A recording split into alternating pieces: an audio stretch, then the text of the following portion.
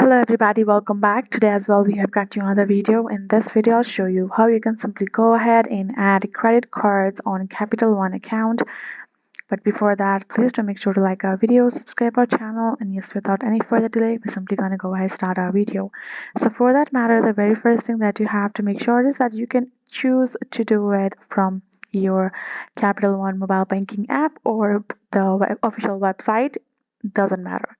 First of all, go ahead, access Capital One, can be on your app or the website, and simply sign in.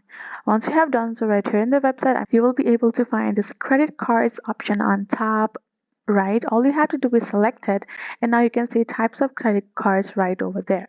So if you have to simply add one from the Capital One issued cards, all you have to do is to go to down below and tap on this credit card overview in this blue box. Okay, so upon doing it, you can see we have this particular interface. All we have to do is simply gonna go ahead, scroll a bit, and then we're gonna find the show me cards that are popular, etc. You have categories of over here, people. You can see you have a cards type. All you have to do is if you want to list that particular card or add to your Capital One account, tap on this apply now option. That will be below every credit card available and that Capital One gives you service for. Once you're over here, all you have to do is enter your legal first name, your MI number, legal last name, your date of birth, etc. All of the information as it is, simply go ahead, enter it correctly, and tap on this continue. After doing that, you will be able to list your card for it to be added to your account.